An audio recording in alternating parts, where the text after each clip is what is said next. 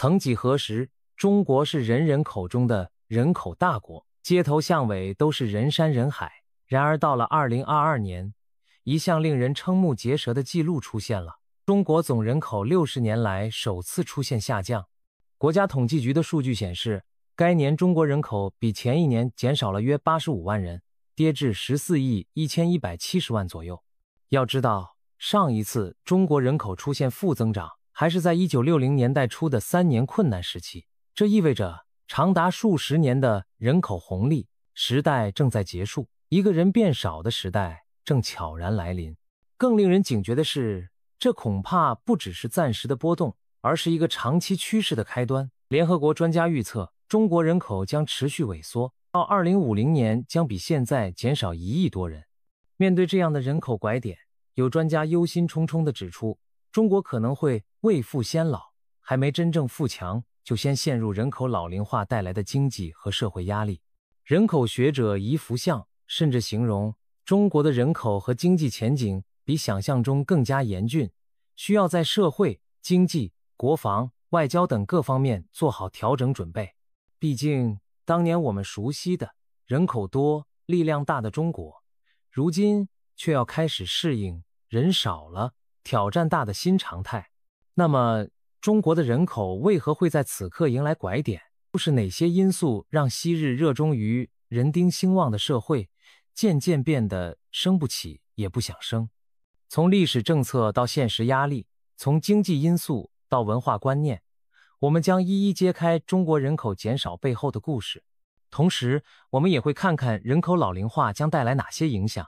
以及科技和政策能否扭转这一趋势。谈中国人口，就不能不提到举世闻名的一孩政策。上世纪70年代末，为了控制人口过快增长，中国开始实施严格的计划生育政策，一对夫妻通常只允许生育1个孩子。彼时的宣传标语“只生1个好”，可谓家喻户晓。政府更是不惜以各种手段来确保政策落实。结果，在之后的30多年里，中国的生育率从每名妇女6孩以上骤降到接近更替水平，并在90年代跌破更替线。官方曾引以为傲地宣称，一孩政策少生了4亿人口，减轻了资源环境压力。然而，这项宁可天下少出生几亿人的激进实验，也为当前的人口结构埋下了深远的影响。首先，一孩政策直接塑造了当前的家庭结构，典型的4夫2到1家庭模式成为常态，一对夫妇要撑起4位老人的养老，而膝下往往只有1个孩子。过去几十年累积下来，有数以千万计的家庭只有1个孩子。一旦这个独生子女发生意外，整个家庭的血脉就可能终结。正如学者所指出的，一孩政策改变了中国的社会结构，削弱了家庭养老的能力。在传统文化中，养儿防老是普遍观念，但当每对夫妻只有1个孩子时，养老压力之大可想而知。如今许多年轻人背后是6个长辈，未来要一人挑起照顾多位老人的担子，难怪有人打趣，现在的年轻夫妻是下有对策，上有6老。其次，严格的独生限制也带来了意料之外的性别比例失衡问题。由于传统重男轻女观念作祟，再加上一孩政策下许多父母只此一胎，更希望是男孩，导致一段时期内出生人口中男孩显著多于女孩。最极端时，每出生100个女孩就有超过120个男孩，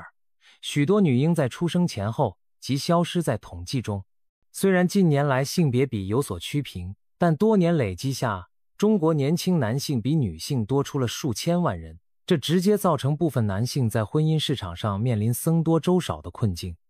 找不到对象成家，自然也谈不上生孩子，人口出生率因此进一步走低。再次，一孩政策还带来了深刻的代际观念转变，经历过严厉计划生育的一代父母，往往习惯了少生孩子多种树的理念，全部心血投入1个孩子身上。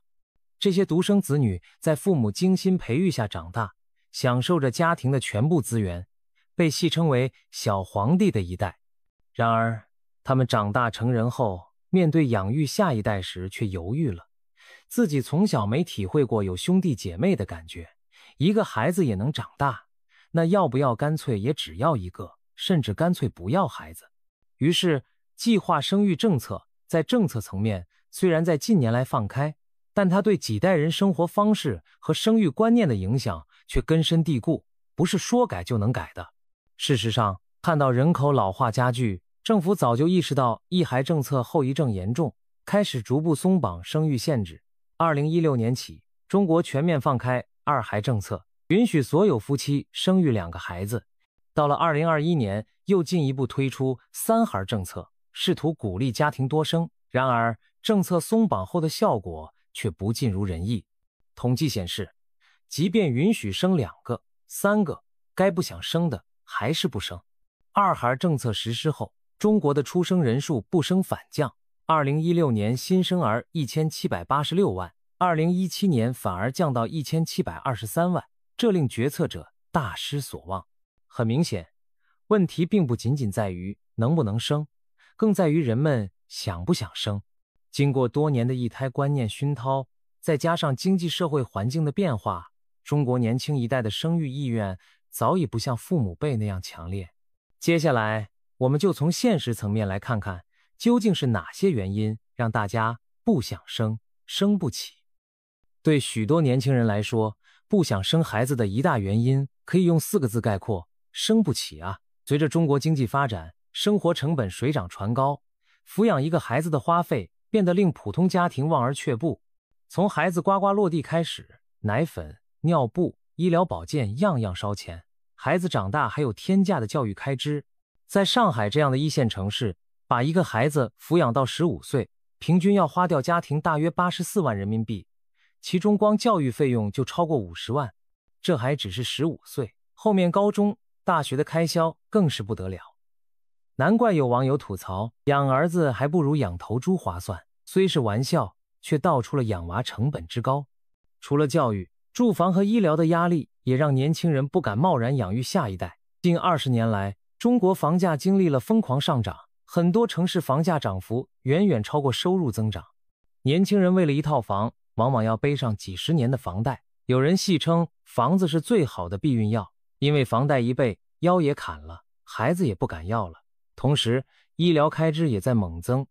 看病贵，养老贵，让年轻人更担心未来自己都难养活，又哪有信心再去养活一个孩子？因此，在生娃这件事上，越来越多家庭精打细算，觉得实在负担不起而选择放弃。需要指出的是，经济成本虽然重要，但并非唯一因素。即便在物质条件有限的环境下，孩子也不是养不起。然而，高昂的房价和育儿成本的确让许多本就挣扎的年轻人更加犹豫，特别是在1线城市，月光族年轻人自己还在为房租房贷发愁，每天996加班还贷款，实在无暇，也无力考虑多一张吃饭的嘴。于是，在生孩子这道选择题前，不少人索性算了一笔经济账后就摇头，还是算了吧。除了钱包压力，现代年轻人的生活节奏和价值观也发生了巨大变化，事业与家庭难两全，带很多年轻人的切身体会。随着社会竞争加剧，年轻人在职场面临着前所未有的压力，加班文化盛行，所谓996成为不少行业的不成文规定。在高强度的工作下，许多人连约会社交的时间都被挤压，更别说结婚生子养家庭了。一篇流行的网络文章题目戏谑地写道：我男朋友在写字楼楼下等我下班，但我还是选择继续加班。这种事业优先的心态很普遍，如果想在竞争激烈的社会立足并出人头地，必然要牺牲一些家庭生活。而对不少年轻人而言，他们宁愿选择先拼事业，把生孩子无限期的往后推迟。结婚晚，不想结，也是生育率下降的一个重要因素。现在的中国年轻人平均结婚年龄比父母辈晚了许多，有人忙于事业耽搁了婚姻大事，有人则干脆对婚姻产生了怀疑和抗拒。在大城市，不婚族日益增多，恐婚族也成了网络热词，结婚率创下几10年新低，直接导致生育率难以提升。毕竟在中国的文化和政策环境下，绝大多数人生孩子是建立在婚姻基础上的。如果没有人步入婚姻殿堂，哪来的婴儿诞生呢？结了婚，也有许多小两口选择无子女的生活方式。所谓丁克，就是夫妻两人都有收入，但选择不要孩子，追求二人世界的自由和经济宽裕。这在年轻一代中越来越流行，甚至出现所谓铁丁、打死不生的坚定丁克一族。有2/3的受访者表示不想要孩子，可见不婚不育保平安的调侃背后是相当多年轻人真实的选择。还有一些年轻人对于传统的奋斗路线本身就开始质疑和抗拒。近年来，躺平一词走红网络，成为年轻世代的一种消极反抗心态。所谓躺平，意思是不再卖力卷入激烈竞争，而是选择最低欲望的生活方式，不买房，不结婚，不生子，工作只求糊口，生活只求轻松。这种佛系态度的盛行，反映了一些年轻人对未来的迷茫和对现状的无力感。他们觉得即使努力工作，按部就班，未来也不一定有回报，倒不如当下及时行乐，减少责任。对这些躺平青年而言，结婚生子被视为沉重的人生负担，而不是理所当然的人生阶段。甚至在2022年上海封城期间，一对年轻夫妻面对防疫人员强制隔离时，愤然抛出一句：“我们是最后一代，谢谢。”拒绝配合。众多人直呼破防了，因为他精炼地道出了许多年轻人的心声，对未来感到无望，干脆选择做最后一代人，不再让下一代来承受同样的辛苦。总的来说，经济压力、职场竞争和价值观转变交织在一起，让越来越多中国年轻人延后甚至放弃了生儿育女的计划。他们中有的人被现实所迫，有的人是主动选择。但无论原因如何，直接的结果就是出生人口下降，人口结构日趋老化。我们接下来就看看人口老龄化会给整个国家带来哪些影响和挑战。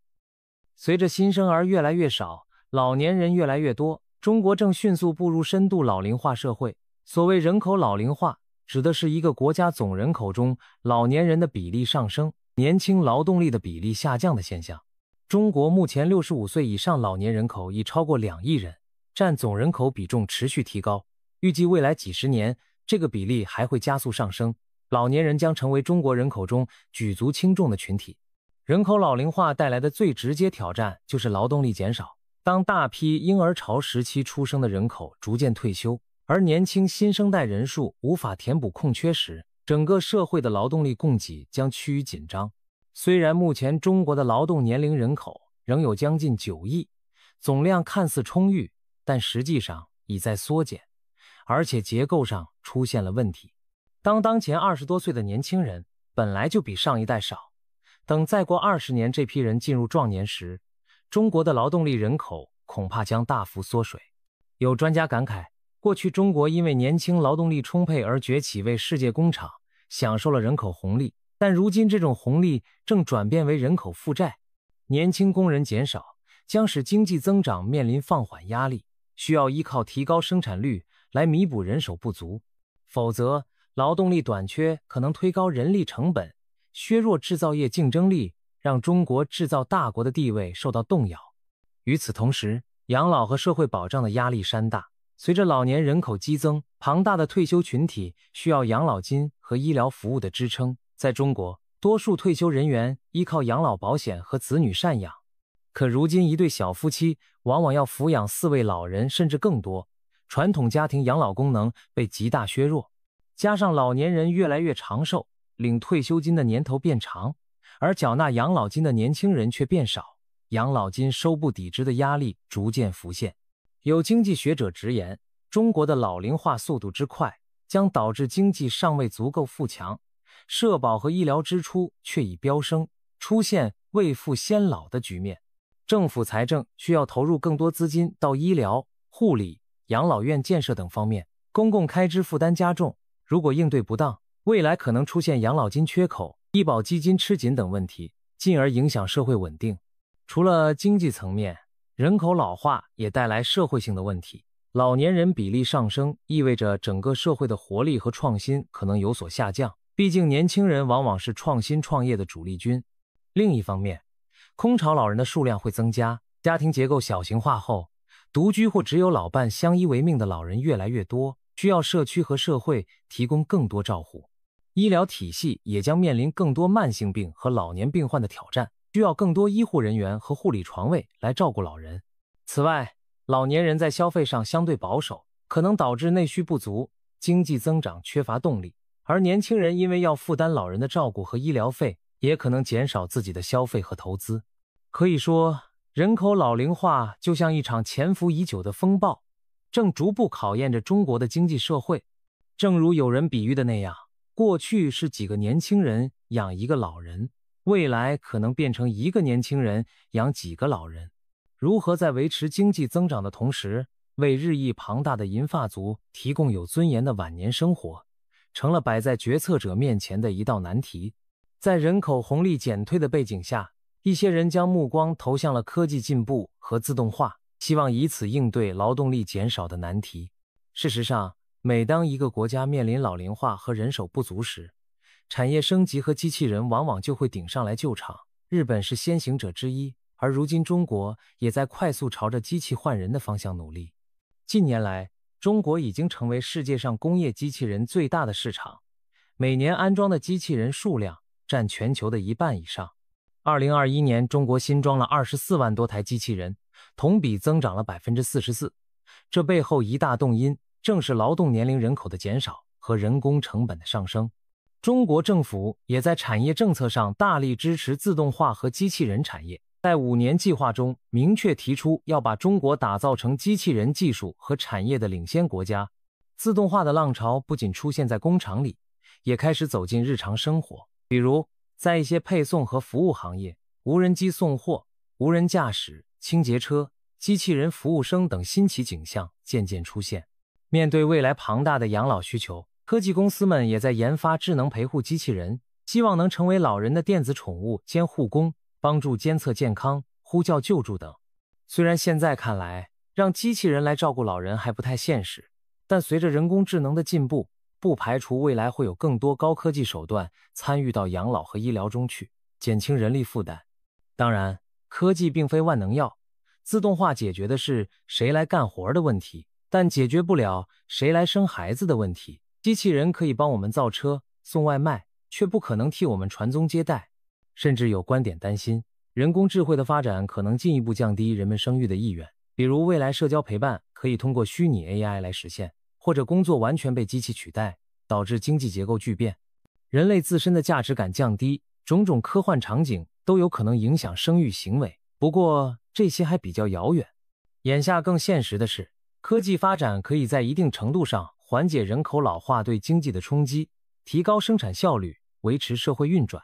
但若想真正扭转人口结构的变化趋势，光靠机器人可是生不出小宝宝的，还得从人本身入手。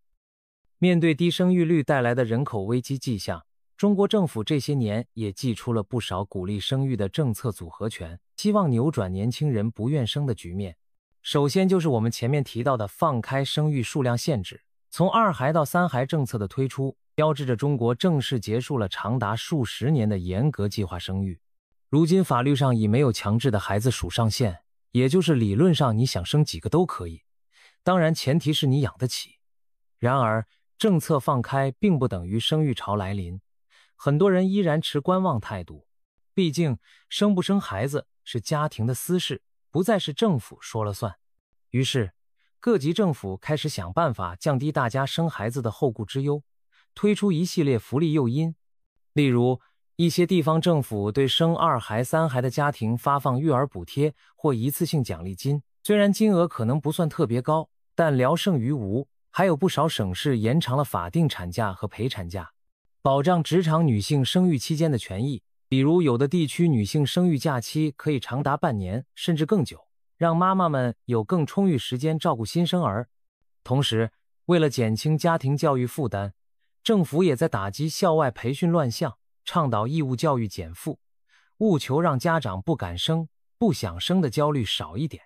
另外，一些针对年轻人的扶持政策也在尝试中，比如房屋补贴或保障性住房向有孩家庭倾斜，让有孩子的家庭更容易租到公租房或买房贷款优惠。又比如对多孩家庭减免部分税费，或者在子女教育、医疗方面给予补助。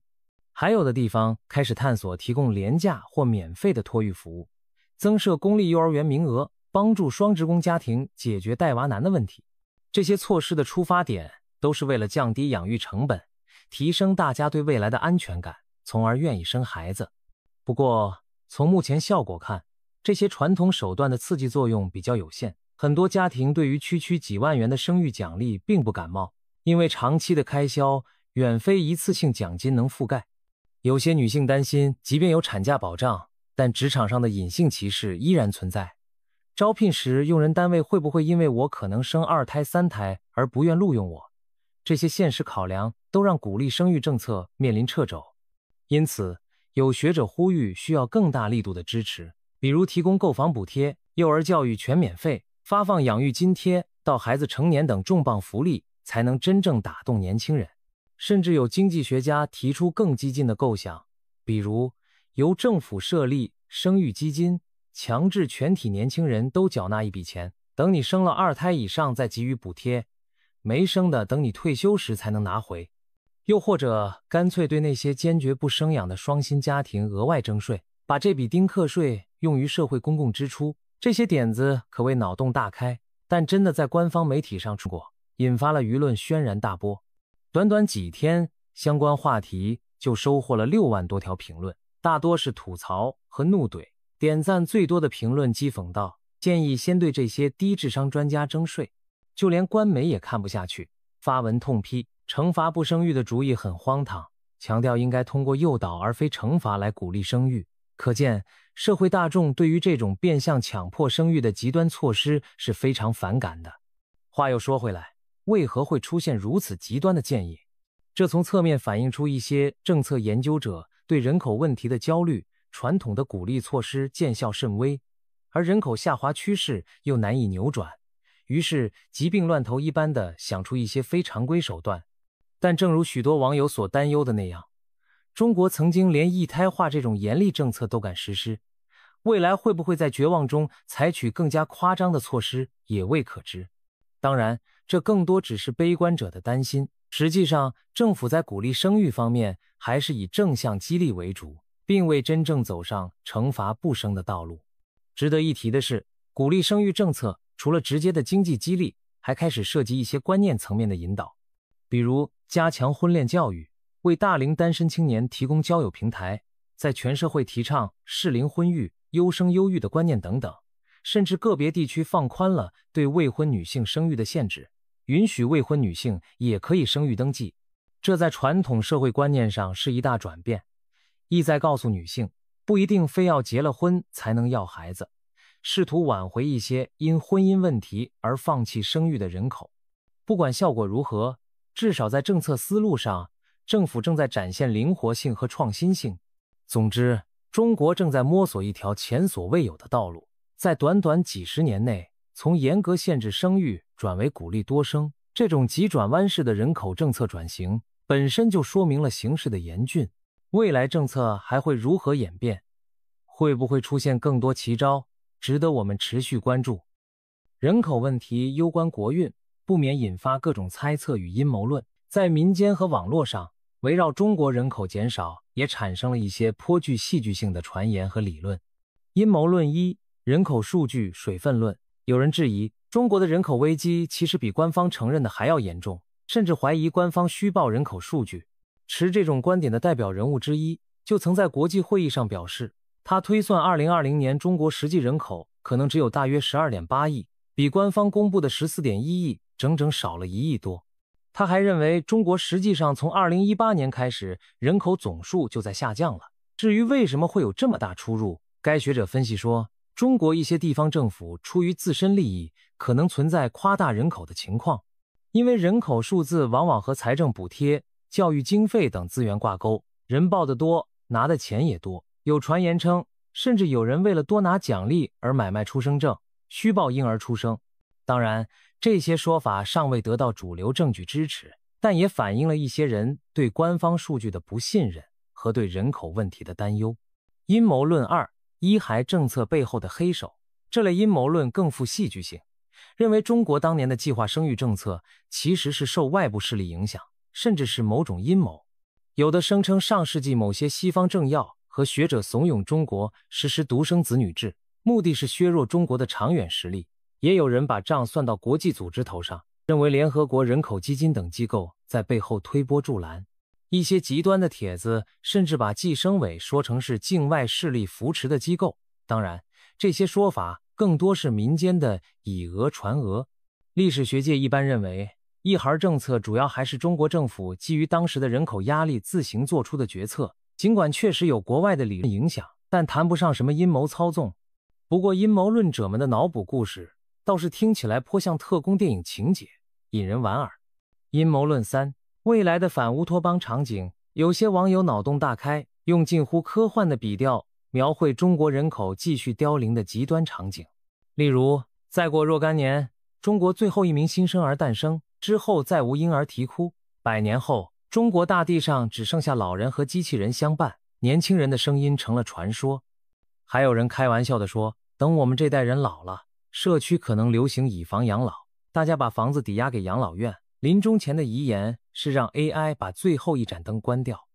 这种半真半假的自嘲折射出年轻世代对未来的某种焦虑，如果持续不生，小到家庭香火，大到民族传承，都面临断裂的可能性。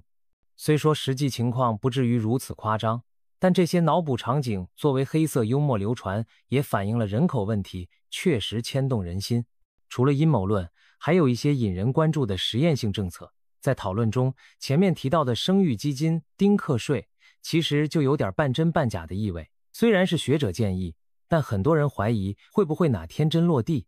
还有一些学者建议学习历史上的做法，比如宋朝时期鼓励生育，曾给官员按孩子数量加分晋升，现代是否也能对有多孩的公务员倾斜奖励等等。这些都还只是讨论，真正采纳与否仍未知。总之，人口话题带给人们的不仅是严肃的统计数字，还有许多天马行空的想象。面对网上的种种阴谋与传言，不妨一笑置之，同时也从中体会到公众对人口问题的复杂情绪，既关切又迷茫，既焦虑又带点自嘲。中国人口减少的趋势已经拉开帷幕，原因是多方面的，既有过去政策留下的深远影响，也有现代经济社会因素的交织作用。从一孩政策导致的人口结构变化，到高房价、高教育费用压得年轻人不敢生，从职场和生活观念的转变，到人口老龄化对整个国家的冲击，我们见证着一场前所未有的人口转型。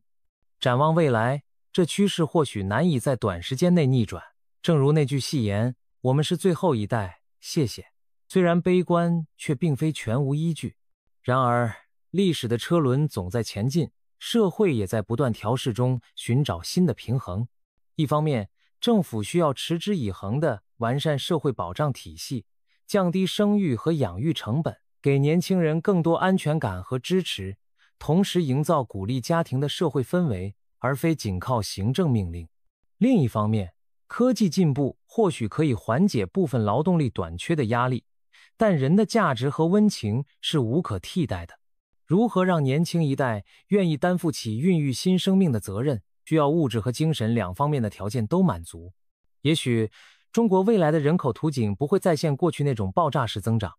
但也不至于真成为最后的人关灯的悲剧。许多发达国家和地区早已走过低生育率的道路，他们的经验教训可以为中国借鉴。最终，人口问题说到底是关乎每个家庭、每个人的选择与幸福。当社会逐渐找到新的发展模式，让个体在追求自我实现与抚育后代之间达到更好的平衡，也许新生婴儿的哭声又会多起来。14亿人口的故事仍在继续书写。无论如何，正视挑战，及早应对，总比坐等危机降临要来得主动。期待在不久的将来，当我们在谈论中国的人口话题时，可以多一份从容和自信，而不是焦虑和无奈。人口的减少也许是一道难题，